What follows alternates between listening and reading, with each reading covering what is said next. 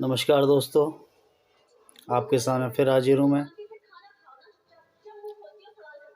मैंने आपसे कुछ समय पहले कहा था कि हम एक नए अध्याय पे आपसे बातचीत करेंगे। वो अध्याय होगा योग। योग योग क्या है? योग से क्या होता है और योग हमारे जीवन के लिए क्यों उपयोगी है? तो दोस्तों, मैं आज आपके सामने योग के कुछ अंश प्रस्तुत करूँगा, जैसे अध्याय 1 का नाम दिया है योग। यौगिक चिकित्सा क्या है? यौगिक चिकित्सा के बारे में मैं आपको बताऊंगा, लेकिन उससे पहले मैं आपसे निवेदन करूंगा कि आप मेरे चैनल को लाइक और सब्सक्राइब करना ना भूलें, क्योंकि ये बहुत ज़रूरी है, जिससे कि मेरी कुछ बातें सभी तक पहुँचें और लोग उनका स्मरण करें। और आपके लाइक से मुझे ढेर सारा प्यार, आपके सब्सक्राइब से ढेर सारी खुशियाँ, थोड़ा लालची हूँ तो लेना चाहूँगा। तो शुरू करते हैं हम अपना अध्याय 1, जो है यौगिक चिकित्सा क्या है। यौगिक चिकित्सा एक पद्धति अपने अद्भुत गुणों से कारण विदेशों में काफ़ी लोकप्रिय होती जा रही है। ये आप सभी को पता होगा कि हमारे देश की ही संस्कृति है और हमारे पुराने समय के ऋषि मुनि जो योग के माध्यम से अपनी जीवन शैली को चलाया करते थे, आज वही योग शैली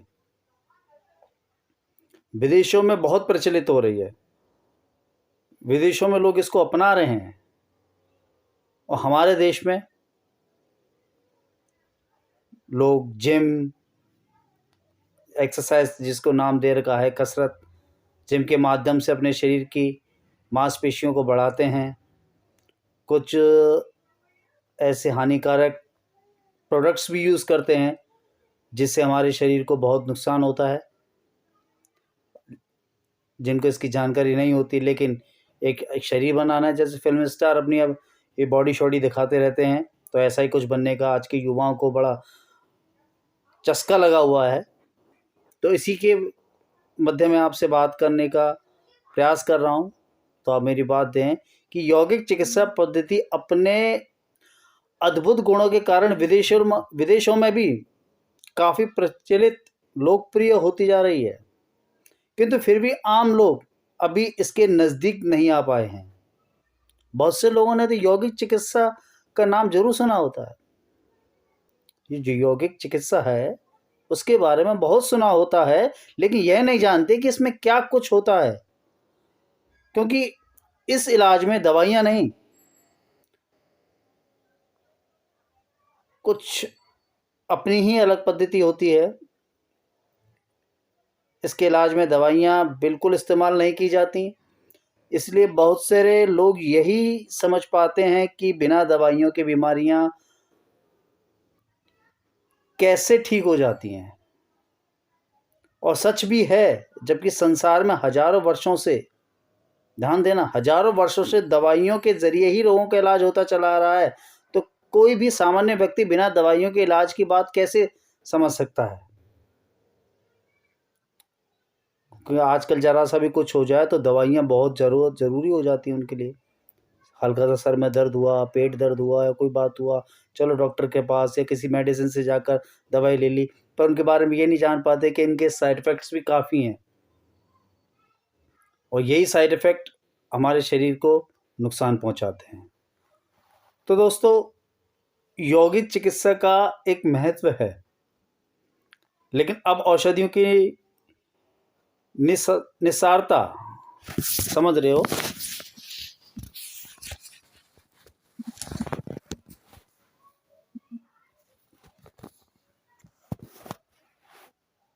माफ़ करना, थोड़ा सा बैलेंस खराब हो गया, कि औषधियों की निस्सारता साफ दिखाई देती है और मर्ज बढ़ता ही जा रहा। ज्यों-ज्यों दवा वाली कहावत पूरे तौर पर सच उतर रही है, क्योंकि आजकल बीमारियां अनेक हो रही हैं और सबको दवाइयों की ज़रूरत होती है। आजकल हर व्यक्ति हर दवाई लेना चाहता है, हर चीज़ की दवाई अपने पास रखता है। कहीं सफ़र में जाए तो अपनी दवाई लेके साथ चलेगा, घर में भी अपनी दवाइयाँ पूरी रखता है कुछ भी होने पर। तो दवाई आज एक इंसान की ज़रूरत बन चुकी है। आज की दुनिया के कोने-कोने में ब्लड प्रेशर, दमा, एक्जिमा, गठिया, मधुमेह, मिर्गी, हिस्टीरिया, नज़ला, प्रदर आदि के लाखों मरीज पड़े हैं जो डॉक्टरों और वैद्यों के दवाखानों की खाक छान-छान कर थक चुके हैं वो, और उन पर कोई दवा कारगर नहीं हुई, और ऐसे मरीज अंत में लाइलाज करार कर दिए जाते हैं। ये मरीज जब यौगिक चिकित्सा की शरण से में ठीक हो जाते हैं तो बड़ा आश्चर्य होता है। ये बहुत गौर करने वाली बात है कि ऐसे मरीज जब यौगिक चिकित्सा के माध्यम से ठीक हो जाते हैं तो बड़े आश्चर्य की बात होती है। यौगिक चिकित्सा का एक स्वरूप होता है, इसे आप हेडलाइन भी समझ सकते हैं, एक पॉइंट बना सकते हैं कि यौगिक चिकित्सा का एक स्वरूप है। रोग तो हमेशा गलत रहन-सहन और ख़ासतौर पर गलत खान-पान के कारण पैदा होते हैं, और ऐसी भूलें लोग स्वयं खुद करते हैं। वास्तव में प्रकृति ने तो मनुष्य को स्वस्थ पैदा किया है, और वह चाहती भी यही है। प्रकृति चाहती भी यही है कि मनुष्य स्वस्थ रहें। लेकिन जब मनुष्य स्वास्थ्य के नियमों का उल्लंघन करता है तो फलस्वरूप उसे रोगों का भी शिकार होना पड़ता है। लेकिन फिर भी प्रकृति उसकी मदद करती है, परंतु वह उसकी मदद की अपेक्षा करता है।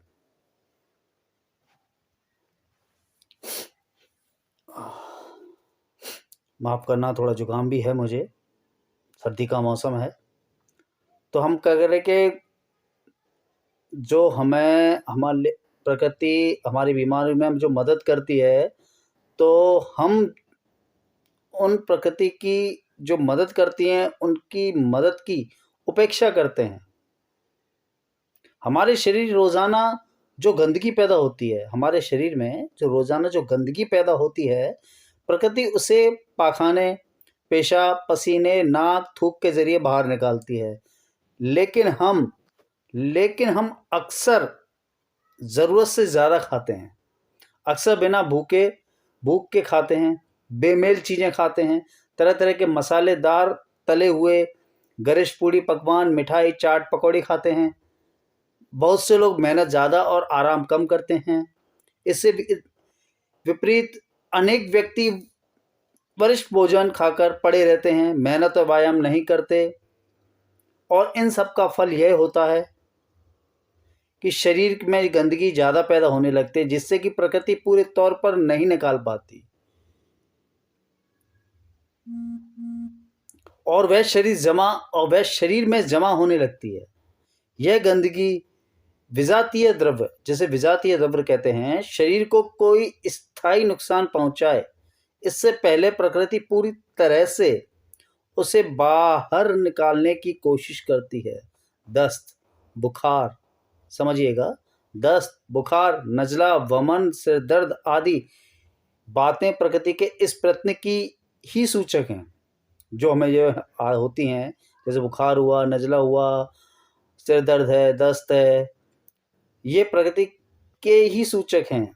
अथवा कह सकते हैं कि दूसरे शब्दों में कहो तो हम यह कह सकते हैं कि इन लक्षणों द्वारा प्रकृति हमें इस बात की सूचना देती है कि शरीर में विजातीय द्रव्य बहुत बढ़ गया है और मैं इसे निकाल रही हूँ। प्रकृति कहती है कि मैं इसे निकाल रही हूँ, लेकिन हम प्रकृति की इस आवाज़ को नहीं सुन पाते, ना उसकी मदद करते हैं, बल्कि उल्टे डॉक्टर के पास जाकर, समझ रहे हो, बल्कि उल्टे डॉक्टर के पास जाकर कहते हैं, डॉक्टर साहब मुझे दस्त,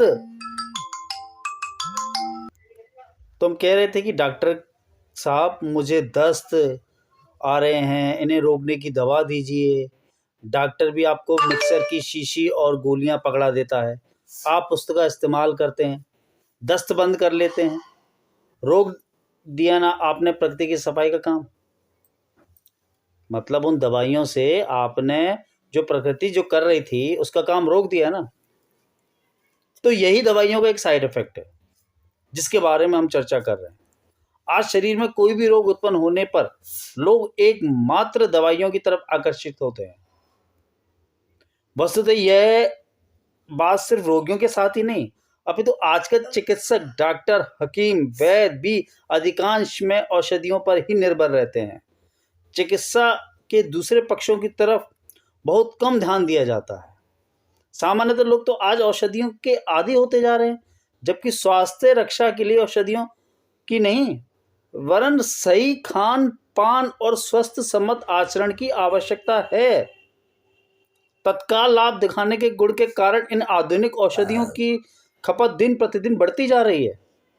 डॉक्टर लोग तो ये औषधियां अपने रोगियों को खिलाते ही हैं, किंतु रेडियो, टेलीविजन एवं पत्र पत्रिकाओं के माध्यम से जो अनेक औषधियां का धुआंधार प्रचार किया जाता है, वह जन स्वास्थ्य के लिए कितना घातक सिद्ध हो रहा है, इस तथ्य को शायद कम लोग ही जान पाते हैं।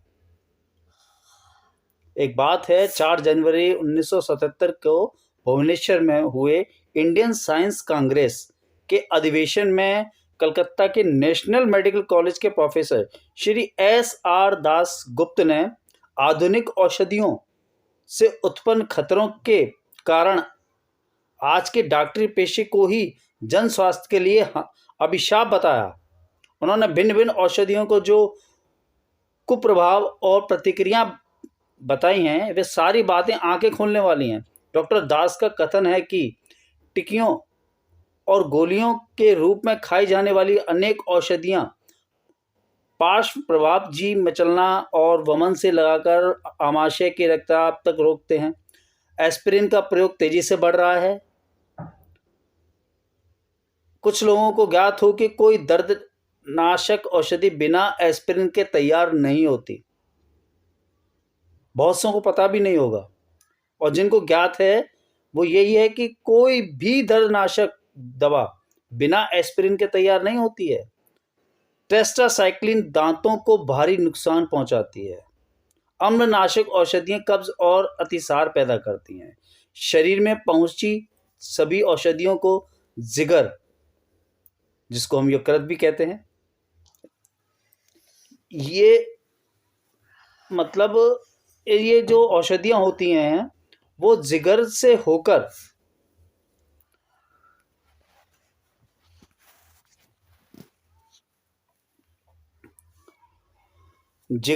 होकर गुजरना पड़ता उन दवाइयों को। जिगर इनके विषैले प्रभाव से बच नहीं पाता। इन औषधियों में पिनास्टिन, पैरासिटामोल, सैलिसिलेटर, सल्फोनेमाइड्स, क्विनिन, जिसे क्विनिन बोला जाता है, क्विनिन, कृत्रिम विटामिन के और टेट्रासाइक्लिन विशेष रूप से उल्लेखनीय है। ये बात खुद डॉक्टर दास ने कहा था। हृदय रोगों को, खासतौर पर दिल के दौरे के लिए अनेक औषधियों के कुप्रभाव जिम्मेदार हैं। दुर्भाग्यवश जिनकी संख्या प्रतिदिन बढ़ती जा रही है। आज आप देख रहे होंगे कि छोटी सी उम्र में भी बहुत से लोगों को हार्ट अटैक यानी कि दिल का दौरा पड़ने की बात सामने आती है। आप न्यूज़ चैनल पर भी सुनते होंगे, अखबारों में, पत्रिकाओं में आप पढ़ते होंगे कि 30 वर्ष की उम्र में, 35 वर्ष की उम्र में दिल का दौरा पड़ गया, जिसमें हमारे सेलिब्रिटी भी हैं। कुछ सेलिब्रिटी भी दिल के दौरे के कारण, जैसे जिम में काम करते हुए अभी प्रसिद्ध हमारे कॉमेडियन राजू श्रीवास्तव जी का भी जिम में अचानक से दिल का दौरा पड़ गया। तो कई ऐसी हैं दुर्भाग्यवश जिनकी संख्या प्रतिदिन बढ़ रही है। हृदय की चाल में गति भंग, अधिक भार के कारण हृदय विरोध जैसे हृदय विकार, डायबिटीज, डायलिटिस, क्विनिन एवं प्रोकोलोनामाइड जैसी औषधियों के पार्श्व प्रभाव के रूप में उत्पन्न होते हैं। ऊंचा रक्तचाप कम करने वाली औषधियों के नाक बुरी तरह अट जाती है। पेचिश की औषधि एमेटिन से दिल कमजोर होता है। जो पेचिश होता है, दस्त जिसे कहते हैं, जो ज़्यादा दस्त हो जाता है और पानी की तरह हमारे मल निकलने लगता है, उसको हम पेचिश कहते हैं। उसमें एमेटिन एक मेडिसिन का यूज़ किया जाता है, लेकिन उसका साइड इफ़ेक्ट क्या है? दिल को कमज़ोर करना, जो दिल को कमज़ोर करती है। इंग्लैंड में खाने की गर्मनिरोधक औषधियों से दिल के दौरे एवं ऊंचा रक्तचाप होने की अनेक घटनाएं हुई हैं। पेनिसिलिन के कुप्रभावों से तो अब स्वयं चिकित्सक भी डरते हैं। पेनिसिलिन जो इंजेक्शन के रूप में आया करता था, सूखा इंजेक्शन आता था पेनिसिलिन। डॉक्टर दास गुप्त इंडियन साइंस कांग्रेस में मानव चिकित्सा एवं पशु चिकित्सा विभाग के अध्यक्ष भी रहे हैं। औषधियों के कुप्रभाव उनके वक्तव्य के अंश मात्र हैं। अपने पूरे वक्तव्य में उन्होंने अनेक औषधियों के सीमाहीन कुप्रभाव बताए हैं। यहाँ तक कि कुछ औषधियाँ कैंसर तक पैदा कर देती हैं। ये सत्य है कि ऐसी बहुत सी औषधियाँ हैं जो इंसान के अंदर कैंसर भी पैदा कर देती हैं। वस्तुतः इन कुप्रभावों की ओर ध्यान आकर्षित करने वाले डॉक्टर दास गुप्त ही पहले व्यक्ति नहीं हैं। और भी कई माध्यमों के आधुनिक औषधियों के कुप्रभाव प्रकाश में आए हैं और आपने सुना भी होगा। विश्व स्वास्थ्य संगठन की पत्रिका वर्ल्ड हेल्थ का अप्रैल सन 1974 का औषधि विशेषांक भी औषधियों के दुष्प्रभावों के खिलाफ चेतावनियों से भरा पड़ा है। इस संस्था के chief drug evaluating and monitoring unit के डॉक्टर BW रावल ने लिखा है, आज बाजार में हजारों दवाइयां हैं। इनकी भिन्न भिन्न प्रकार की अनेक बुरी प्रतिक्रियाएं होती हैं, जो कि मिचलना, अनिद्रा, गंभीर रूप का पीलिया अथवा खून के अस्तप्रभाविकता पैदा करने से लगाकर तत्काल मृत्यु तक होती है। इतना ही नहीं, इनमें गर्भ के बच्चे तक प्रभावित होते हैं। ध्यान देने वाली बात है ये कि इन मेडिसिन से जो गर्भ में पल रहे बच्चे को भी नुकसान पहुंचता है, वो भी अछूता नहीं है इस चीज से। इन दवाइयों का जो साइड इफेक्ट है वो किसी के लिए भी नहीं बचा, हर तरह से साइड इफेक्ट है इनका। पहले रोगी जब डॉक्टर के पास जाता था तो डॉक्टर उसकी अच्छी तरह परीक्षा करके और सोच विचार कर प्राइम मिक्सचर का नुस्खा लिखते थे और रोगी को दूसरे एहतियात और परहेज समझा देते थे। लेकिन आज नक्शा बहुत बदला हुआ है। आज प्रचलन बिल्कुल बदल गया है। विश्व स्वास्थ्य संगठन WHO के डॉक्टर लॉयड क्रिस्टोफर एवं डंडी विश्वविद्यालय UK के प्रोफेसर जेम्स क्रुक्स के शब्दों में, आज युग के औसतन एक अच्छे डॉक्टर या स्पेशलिस्ट के पास इतना समय नहीं होता कि वे औषधि क्षेत्र की गतिविधियों एवं औषधियों के प्रभाव का सम्यक अध्ययन कर सकें। ऐसी स्थिति में अधिकांश में उसकी जानकारी के माध्यम होते हैं दवाइयां बनाने वाली कंपनियों के प्रतिनिधि एजेंट, जिन्हें हम दलाल कह सकते हैं, जो उसे कुछ नवीनतम तथ्य जरूर बताते हैं, लेकिन प्रतिनिधियों की सारी कोशिश कंपनी की दवा बेचने की ओर होती है। दवा में क्या इसके लिए नहीं होता, दवा बेचनी है उन्हें और वो अपना पूरा ध्यान दवा बेचने में लगाते हैं। वे अपनी औषधियों को बुरी प्रतिक्रियाओं के संकेत कम देते हैं क्योंकि उनको दवा बेचनी है, मार्केट में उतारना है, क्योंकि ये व्यापार है। दवाइयाँ जो हैं, जो हम खरीदते हैं, वो कोई हमारे लिए स्वास्थ्य निवारक नहीं है, स्वास्थ्यवर्धक चीज़ नहीं है। वो तो एक मार्केटिंग का बिजनेस है। वो तो अपनी दवाइयाँ बनाकर अपना पैसा कमा रहे हैं और वही पैसा हम लुटा रहे हैं। पहले इंसान कमाता है अपने लिए तो उसमें स्वास्थ्य की चिंता नहीं करता। जब स्वास्थ्य बिगड़ता है तो वही पैसा स्वास्थ्य को ठीक करने में खर्च करता है। ये बात सत्य है। और वो स्वास्थ्य में ठीक करने के लिए पैसा जाता कहाँ है? इन दवाई वालों के पास, डॉक्टरों के पास। तो ये प्रतिनिधि धारा प्रवाह अंग्रेजी बोलकर डॉक्टरों के मन पर अपनी औषधि का सिक्का बिठा देते हैं, जिन्हें हम MR कहते हैं। आप जानते होंगे MR। साथ ही कुछ रंगीन प्रचार साहित्य उनके मेज पर छोड़ देते हैं और औषधियों के नमूने, दवाइयों के नमूने की शीशियां मुफ्त भेंट कर जाते हैं। फिर जब रोगी डॉक्टर के पास आता है तो डॉक्टर प्रभावित मस्तिष्क माइंड उसके लिए उसकी कंपनी की कोई दवा लिख देता है और मानो अपने कर्तव्य से छुट्टी पा लेता है। उस रोगी के लक्षणों और इतिहास की गहराई में जाने की कोई ज़रूरत नहीं होती।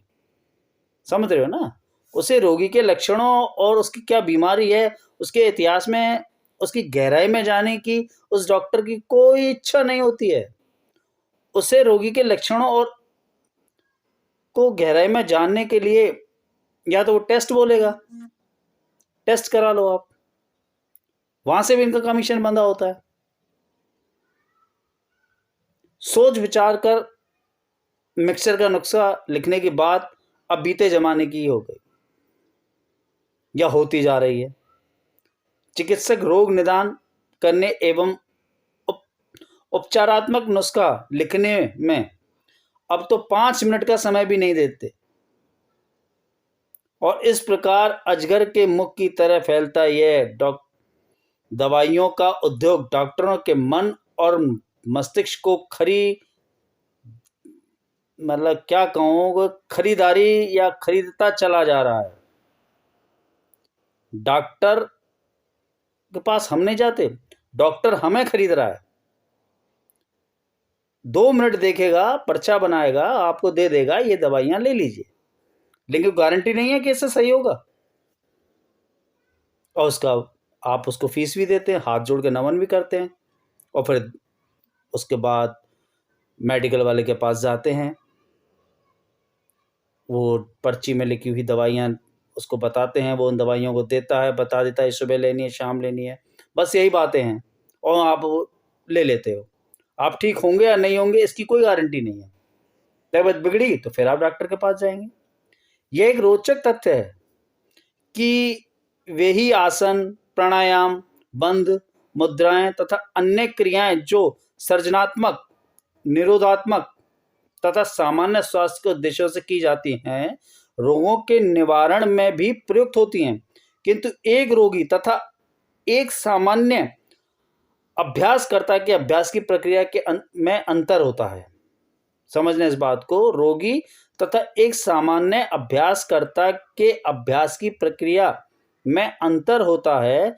किसी रोग विशेष से रोगी को किसी आसन का उतना ही अभ्यास करने का परामर्श दिया जाता है जितना उसके लिए संभव हो। यानी कि ऐसा नहीं है कि आपको जबरदस्ती योग का आसन कराया जाएगा, उतना ही आसन कराया जाएगा जितना आप समर्थ हैं, जितना आप कर सकते हैं, उतना ही आपको कराया जाता है, उतना जितना उसके लिए संभव हो। शरीर से जितना किया जा सके केवल उतना ही अभ्यास करने से रोगी को शक्ति लाभ होता है, क्योंकि क्रियाएं शरीर को साधारण स्थिति में लाने तथा रोग को कम करने का काम आरंभ कर देती हैं। रोग निवृत्त हो जाने पर शारीरिक शक्ति एवं वृद्धि होती है। रोग निवृत्त हो जाने पर शारीरिक शक्ति में वृद्धि होती है तथा उन आसनों को वे लोग भी कर पाते हैं जो आरंभ में उन्हें नहीं कर पाते थे। तो दोस्तों, ये मेरा पहला अध्याय था। अगले अध्याय के साथ अगले वीडियो में मिलूंगा। जब तक आप मेरे वीडियो को लाइक, शेयर और सब्सक्राइब करना ना भूलें, बेल बटन को दबाएं और योग के बारे में जो भी आपके इस दोस्त पर जानकारी है वो आप तक पहुंचाने का मैं प्रयास कर रहा हूं और करता रहूंगा। तो दोस्तों, लाइक और कमेंट्स करना ना भूलें, साथ में सब्सक्राइब करना बहुत ज़रूरी है। सब्सक्राइब करेंगे तो आपको आने वाली नई वीडियो आप तक प्राप्त होंगी, जैसे मैं योग के चिकित्सा, योग क्या है, योग कैसे, क्या हमारे शरीर के लिए लाभदायक है, इस बारे में मैं आपसे चर्चा करता रहूँगा। अब इसी के साथ मैं आज्ञा चाहता हूँ। आपका अपना देव प्रकाश दोबारा मिलेगा अगले एपिसोड में। तब तक के लिए नमस्कार।